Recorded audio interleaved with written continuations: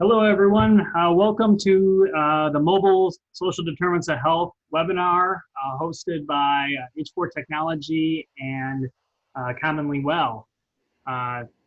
Today, we will be discussing how to apply mobile social determinants of health to real life encounters and applying that in the real world. I will be one of your presenters. My name is Craig Christensen. I'm co-founder of H4 Technology. We are a behavioral health data warehouse and encounter management system, as well as we have integration and analytic capabilities. And we are the backbone for this solution. Also co-presenting with me is David Whitesock with Commonly Well. David, you want to introduce yourself? Yeah, thank you, Craig. I'm the founder of Commonly Well. It's a new startup company, and our focus is on improving individual well-being and the pursuit of that, and to drive that through the use of technologies, and in particular, a subjective instrument called the Recovery Capital Index, or in this case, modifying that tool in a way to measure individual social determinants to drive better health at an individual level and in a group level. And all of that is made possible, as Craig said, on the backbone data architecture and systems of the H4 platform. Great. So just an agenda today, this webinar will demonstrate how a mobile social determinants of health solution can help improve outcomes by identifying and continuously monitoring changing SDOH needs of your patients and clients. Okay, when we are looking at social determinants of health, H4 Technology has a Compass SDOH platform where we're looking at how the whole person cares. So how does social, economic, education, healthcare, behavioral health metrics affect outcomes? And this is something we've been doing for 7-8 years with our state clients. Go ahead with the next slide. Okay, when we're looking at the SDOH needs, it all starts with the data, right? Data flow. So there's patient demographic information that could come from your EMR. We can integrate those data sources. We have assessments built into the Compass SDOH platform. So the RCI, PHQ-9, DLA-20s, those types. Once you get that data in and integrated, then there's standardization, and then we can do predictive risk stratification, predictive analytics, and show the likelihood of remission or ER visits. On the right-hand side there, you see once the assessments are completed, then there's patient identification. So we can do SDOH needs, identifying housing, food insecurity, transportation, and then alerts and notifications can be generated off that data. This enables basically patient engagement, and we'll show you some of that in the demo. With the once you have the SDOH needs identified, for our purposes, we on the behavioral health side for the state-funded behavioral health resources, we actually have those contracts and those providers for the state rolled into our platform. But this on a global scale, people are looking at community resource directories, activation of the specific programs, identifying which programs best for which outcome. And so, the end all be all is being able to continually monitor those patients throughout the SDOH assessments from week to week, month to month, and then detect the changes and anticipate their needs. So like I said, we have a Compass SDOH solution. It's SaaS-based. We're a data management infrastructure. We have over 3,000 users and 2,300 providers and 1.5 million members and growing. This was originally developed as a part of the Nebraska Behavioral Health Division of Behavioral Health need to manage encounter activity for the state-funded behavioral health population. What that eventually grew into is not only integrating with EMRs to get the demographic information, but then also building additional modules for auto authorization of services, workflow if consumers don't hit a minimum standard for services, as well as we build out wait lists, capacity programs, and other modules that interacted with the Encounter data management, data warehouse. We've grown that, yeah, with Colorado and other groups now too, and even private groups, private networks. So we have interesting leading assessment features built into that platform. There's standard and custom assessments, individual data points, and the subscales is what we can help analyze. And then all those are tied to an encounter record, so you can get a longitudinal graph over the progress of a patient over time. Once we load that data into the business intelligence tool, then we have scoring and predictive modeling on where the population is heading. What's really exciting is that we had all this for the last 5-6 years in production, and then we met David Whitesock and his RCI vision. And so one of the SDOH tools that we are now partnering on is the RCI. And so from my viewpoint, I saw a lot of assessments out there that, obviously were more of a survey instrument, but didn't go in depth and didn't really address whole person care. And so I'm proud to introduce and co-present with David and have him share the depth and breadth of the RCI and how that's improving outcomes with the clients and consumers he's working with. Take it away, David. Wonderful.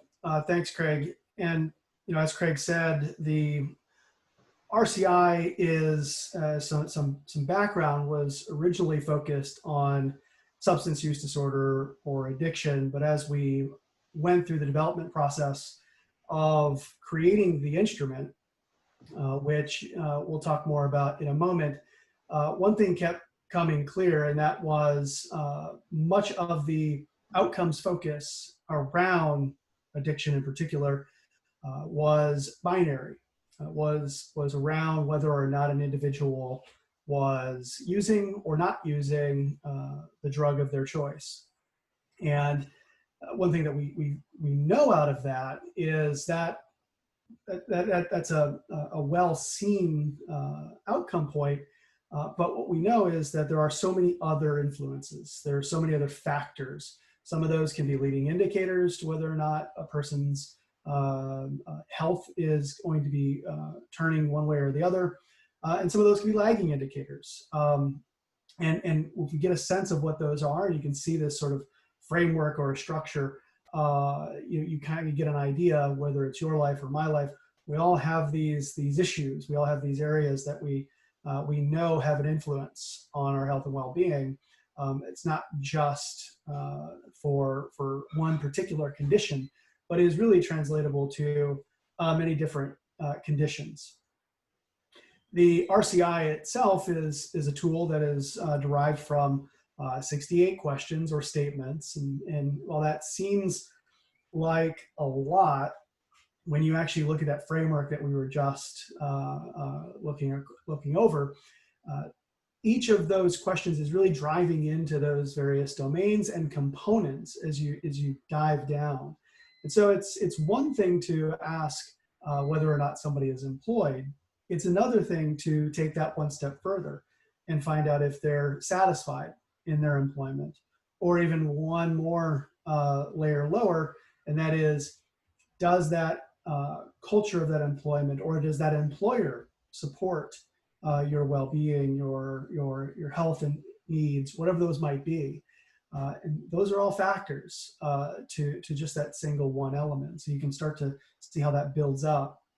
The questions and the statements are structured in a way to be easily read and easily understood. Takes less than 10 minutes to complete as you move through the questionnaire. we scored on a 100-point scale. So as you saw, there are those 3 domains, and each of those components, those each have a 100-point scale on themselves, and they all roll up to a total score of 100 or up to 100. And it's raw. It's raw to an individual. It's not weighted, and that's on purpose. And so what we're able to do, and kind of as Craig was talking with sort of the tools in the background, we can start to compare and contrast individuals on their own trend lines and well-beings. But when you put it together in a single population, you don't have to sort of recalculate based upon weighting issues. You've got sort of those raw scores, and you can use various factors to bring that data together. We extend or deliver the RCI in 30-day intervals. So one of the things that we've learned in using this tool, and just to back up a bit, the tool was developed in 2013. It was developed while I was with another organization called Face It Together. And as we rolled that tool out into the peer coaching practice of that organization, we tested various intervals, various frequencies. And over time, what we found is with a lot of behavioral chronic conditions, a lot of those social determinants that we're talking about, those things don't necessarily change overnight. And so 30 days allowed enough time for whether it be clinicians or therapists or coaches or self-managed practice tools, meditation practices, whatever it might be, some other therapy or method for change needed time to sort of work itself out. And 30 days seemed like the right interval to get a really solid representation of a person's change. So when admitted into the system, the workflow fires off so that you would get the RCI instantly in that moment, either to your email or to text, which we'll talk about in a moment, and then every 30 days after for a year. Of course, if need be, we can customize that. You know, as I mentioned, this was a tool that was sort of born out of a necessity, and that necessity in particular was having data to describe the well-being state or recovery of somebody in addiction. Over the years, as we started to build up that evidence, it became pretty clear that in talking to the industry, there really wasn't anything that had been validated in that sense. And when I say validated, meaning go through the rigors and the scrutiny to determine statistically, does the instrument provide or measure exactly what we say it measures, and that is a change in well-being over time relative to a person's condition state, either self-described or potentially diagnosed. And so we did that research. We worked that through with the biostatisticians at Sanford Research in 2017. Our findings led to that conclusion that yes, the RCI measures what we say it measures. We published those peer-reviewed findings in the South Dakota Medicine Journal back in 2018. And that is sort of what's led us into this relationship and partnership now with H4 to take this instrument wider and bring it out to a wider audience to help more people and help organizations better put their arms around what these social determinants really mean and how they can actually integrate into various types of care so that we can maintain and manage people where they happen to be. We can eliminate some of the pressure that might exist in a clinic or on staff in person, and really reach people where they might happen to be.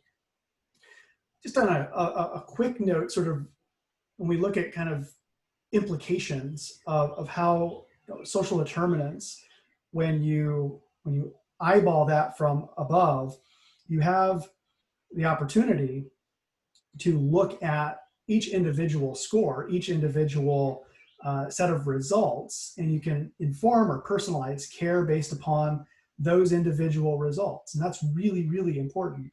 as we start to move into much more personalized care in this way, matching, building decision models based upon individual results. We can get really complex at that point. But that's just one piece of the puzzle. If you're an organization, a hospital system, a behavioral health agency, whatever it might be, organizationally, when you start to see both the individual results across all of those various components of social determinants, you can then begin to look at your program issues or challenges. Maybe your program was designed to have a focus on housing needs, and you're learning that through those interpersonal relationships that you're building while getting people housing. You're also having an effect somewhere else that you hadn't designed in your program, and it was a natural positive benefit. Well, now you can sort of figure out, okay, how can we do that more intentionally, or just know it's there and not mess it up. Or you can see maybe at an organization level where you know, people on your team might not be meeting certain standards or falling short in a way that could be course corrected in a lot of different ways, or how those longitudinal spread across your organization can give you greater opportunities to describe what your organization does in a community to your funders, to your stakeholders, whatever that might be, to all of your patient base, of course. And then take that one step higher. You know, when we look at a community, the community is made up of the individuals. And if you can actually see across all of those individuals geographically, socially, behaviorally, environmentally, you can start to understand where in a community there might be deficits, where there are positive trends occurring, maybe because an initiative was put into place. But you could roll that back from start one and say, okay, in this part of the community, we've got this deficit. We didn't know that. We thought we knew that before, but now we actually know it. And we can go right into that community and start designing really effective solutions based upon that data, which means ultimately we can better allocate resources, which is really, I think, what a lot of communities want and need, and especially in this time when we're starting to learn how important it is to have resources not be spread wide for general use, but to really be targeted for specific impact. And I've kind of just sort of was talking into this element here of kind of many uses. Of course, we could think about healthcare.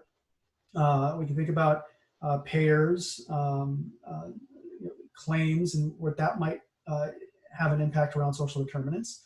We know that CMS has identified a whole host of ICD-10 and Z codes around social determinants. So that can help, whether it be social service agencies now, find new ways to get to some of these other areas of reimbursement that they probably didn't have access to before because they didn't have a way to measure it.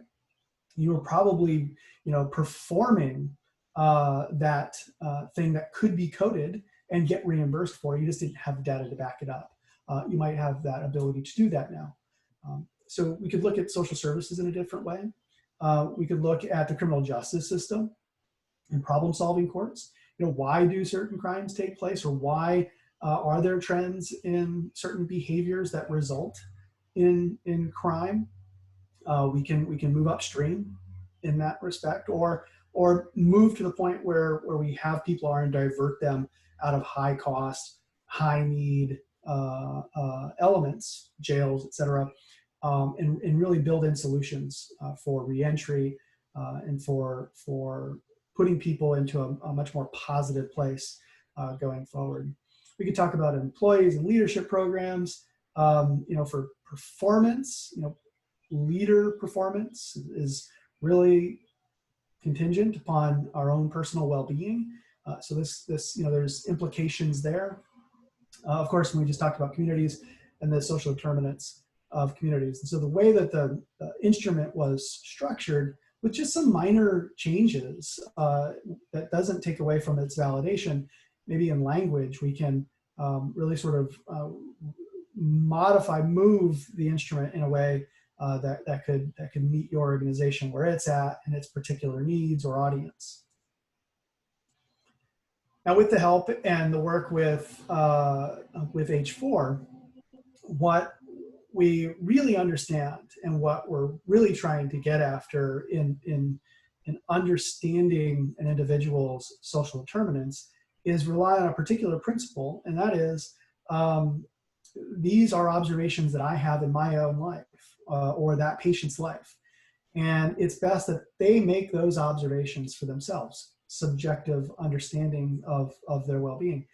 When invested in their own healthcare, when invested in their own personal outcomes, the response to those questions is going to be highly reliable. And we also know from various research that individuals tend to invest greater in a lot of these personal questions when they can do them at home or do them where they might be. And so mobile technologies like our smartphones, like applications, et cetera, have really increased the opportunity to build in a communication layer between a provider and an individual through questionnaires and various instruments like this, so that you can do that outside of clinic, which saves time, having the data come in. It can be structured in a way through notifications so that the care provider is now ready for you when you come in, and we can have a very contextualized conversation, because now we have this two-way engagement happening. It's asynchronous, but it's now moving back and forth as a care flow. And with the reminders out to the mobile device or to a web browser, this is mobile first, and you don't need to log in, you don't need an application. It's a secure link that goes directly to you, connects to your record, and we'll see that in a moment. And it's specific to that particular patient. And so as you can see, it's coming directly to your phone on the left. You can see that link through a text message, and you can click that link and immediately take the survey. And this is what it would look like, as you would see either on your phone browser or on a web browser on a desktop or a laptop. Now imagine if somebody, your particular population doesn't have smartphones or access to email or computers. There's a number of ways that we can move around that. We can, of course, have a workflow that allows you to put it onto an iPad or another computer within your office or agency. Last resort, of course, would be having the individual complete this on paper. And then that information or data could then be manually inputted by your staff or team to get the result in that respect. Why email? Why text message? Why sort of leverage this particular tool in a way so that it is outside the office, seemingly out of your control? Because we're learning a number of things. Obviously, first is that nearly all of the US population has a smartphone. And with a smartphone has a browser. And through that technology, that is instant connectivity. So with the right consent to be able to email or to text onto that device or through to that device, you now know that you can reach most of your patients. We also know that when a text message comes in, it's seen and read within 3 minutes.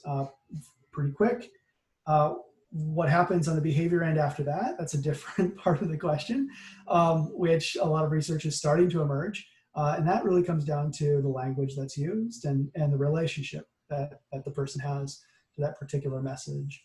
We are seeing that Medicaid patients are much more likely, and most are much more likely to use text messaging when engaging in their care versus private insured folks. And that's an interesting point, but you want to meet people where they are, and a large part of the population receiving care and a large part of the population needing focus around social determinants are that Medicaid population. And so they're ready to engage. And so we can put this instrument right in the palm of their hands for them to take control, if you will, of that part of their care. When we have that instrument out, and as you can see with 68 questions and a lot of different areas and components, that creates a lot of data for us, creates a lot of data for you, presents a lot of opportunity to really start to see at a certain level where issues or challenges might happen to be. And so we can obviously color code in a red, yellow, green, or a scale from red to green kind of view of what looks good and what doesn't, where things stand out. You can see your population at a summary view through dashboards, and of course those can be standardized to your practice or tailored in a way that you want, or through H4's self-reporting tool, built and designed however you want to answer the questions that you have as they come up. Of course, I'll let if Craig wants to jump in here, to talk a little bit more about how, when we bring that into H4 system and using the Compass tools to really start to drive some of the key elements of the quantification with the quality data to present that to you and your team. Craig, do you want to maybe add in here? Yeah, we have hooked up or embedded within the product is a full functioning business intelligence tool where we have core dashboards for the RCI, but the same token, we don't ever want to hold that data hostage. So you have the ability to go in, and we'll train you on this, to select your own data fields, create your own analysis. Maybe there's a specific RCI subscore, or maybe there's an SDOH need. You want to generate a list. You can easily do that with this report builder and dashboard builder. And so the premise of it is we create the data models for you. You go in and select the data fields you want to use. You can filter on those fields. And then once you get your data set, you can build visualizations. And so there's graphs, pie charts, stack charts, line charts, you name it in there, crosstabs, everything. And so with that report builder or dashboard builder, you can build your own dashboard. You can add the details of the table and connect those two, and then have filters and share your work with other users of the system that are hooked up to your organization. So really powerful tool. And as we keep expanding the capabilities, more and more gets added to this, every quarter. So we'll take a few minutes and just kind of look at the RCI in the system. One thing that we won't do in this particular demo is drive it to a phone, but you'll kind of see how it all comes together. So bear with me as I bring this up. A pretty simple process with this system, and we really tried to keep it, and Craig can attest to this in particular. We really tried to keep this simple and focused on much of the population that we're engaged with. Obviously, as you start to see some of these terms, encounters, admissions, and discharges, these are terms that you're going to see in your practice. You may see them in your other personal health records or your EMRs, whatever that might be. So a simple layout, very powerful search capabilities. If I want, I can just go to all and search everyone that I happen to have in here. If I wanted to do a quick search by name, I can do that, and I can find say me in here. As we look at this, because it is encounter based, you can see that this one individual is the same individual, but they are, of course, with 3 separate encounters on 3 separate providers. And so, we could have individuals moving between providers. And one thing that, Craig may have mentioned earlier, but, underneath all of this is patient mapping technology. So, of course, individuals can be indexed on their consumer ID and various personal information. And so, within a network, we can make sure that we can continue a longitudinal flow from one provider to the next and not have to be duplicating individual records. So we can accomplish that either through integrations or, as you see here, if I'm just in one system, I could add those as separate instances. If I go into a particular record, then I can see that individual's information. I'm able to see and update their information, their data, however that might be, and their demographics. Now, because we had built this specifically around alcohol or drug addiction and recovery, you see these particular questions. Again, these are all context, and your program may need something else, may need something different. Of course, that can be tailored to you and to your particular program. A lot of this becomes contextual in terms of, how do we then sort of slice and dice that SDOH information. We might have one, let's just say it's employment, and we want to, track off of gender and employment. And if it is an alcohol issue, we can track, or substance use disorder issue, we can track off of a particular substance, and we can see if there are any particular deficits relative to those particular markers. And so you can get really granular as you start to engage in individuals or populations as you go forward. As we look at the assessments, we can see those that have been completed. We can see that score. That's the top level score. And we can see when that was completed and view it. And of course, the survey itself is broken up in various parts, and you can see that as you start to move through this. And so that we have the score, we can see this first domain and that particular score, and then this next component, health and wellness. And you can see how these all start to sort of cascade together. And I can scroll through this. So if I'm a care manager or a case manager or a clinician, I can take a very quick look and we can just see, let's just stop at employment. Employment kind of stands out. What's happening here? Knowledge and skills. So I'm just gonna put that into the parking lot for a moment as I start to go through and see maybe where my patient is having some other issues. Okay, family support, social network. All right, so we're seeing employment, connectivity with social systems. Maybe those are related, I don't know, but that's a question I could ask. Now I'm gonna start to engage in certain areas. I see a little disconnectedness around cultural relevancy. So now we're starting to piece together a bit of a puzzle. I don't maybe have all the answers, but I'm starting to get some answers, which now means I can really start to figure out if I've got a particular condition, let's say it's diabetes, and I'm disconnected from my community, disconnected from my family. Diabetes has a lot of behavioral elements to it. And so maybe we start to see some exacerbation on that particular condition because things are not good in other places. And so now we can start to dive in there. And that's how this becomes not just a collection of information, not just a secondary review of data that is kind of put into a black box for a provider, but now becomes part of the conversation around a person's individual care. As we move off of this particular record, and what I will quickly show, we'll go down to the dashboards and the data in a moment.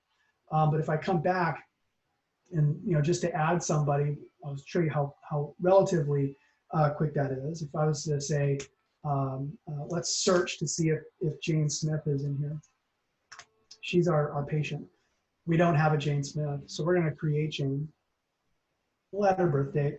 That'll be today's date. And we can leave that blank for a minute. We can choose from any of our service providers, the unit that it's associated with, and this is the service. And we've got Jane created. We'll add her information here, which I won't do now, but once we add an email address, once we add a phone number, this will then take us and allow us, actually I just might do that. I'll just, we'll put my number in.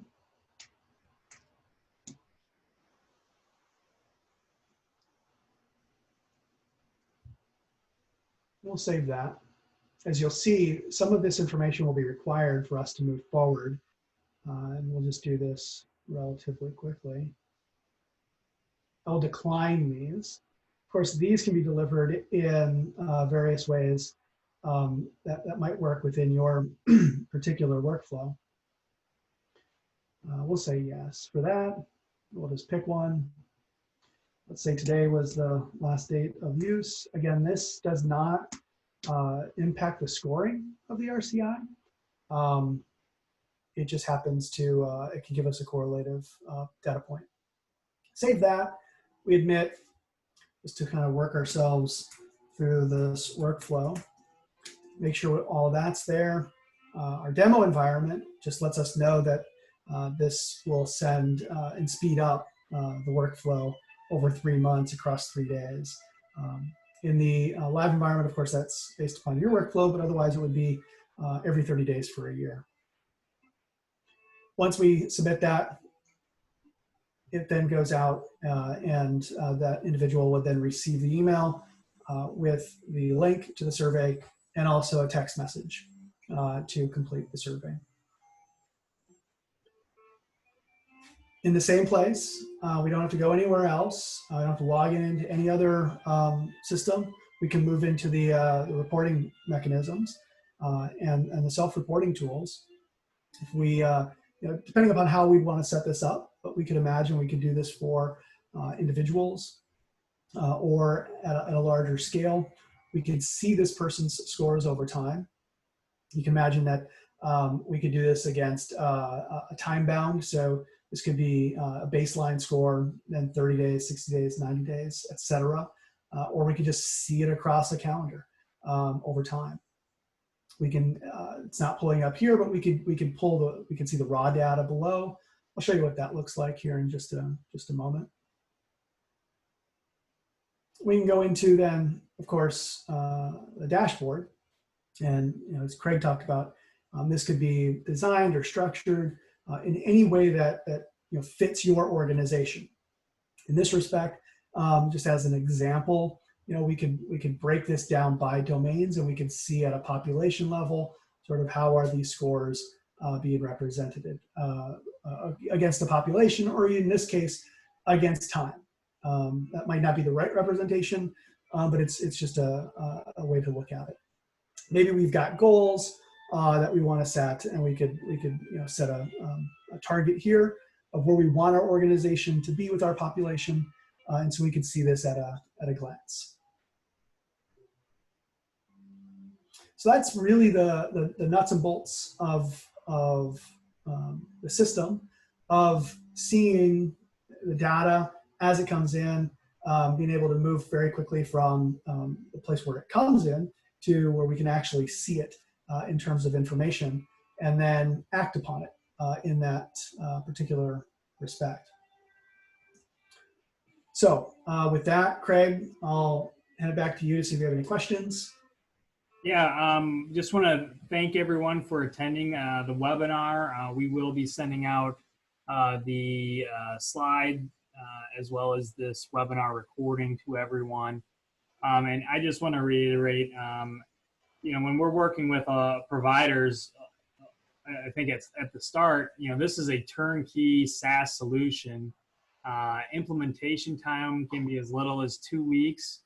And we also have it scalable. So, smaller providers can start all the way up to larger agencies or network of agencies. And so we truly have a scalable, solution to fit any and all your needs. And if you'd like more information, obviously reach out to myself, Craig Christensen at h4technology.com. That's my cell phone, 402-598-6561, and I work almost daily with David now on this platform. So I want to thank you for participating, and look forward to talking to you soon. Thank you.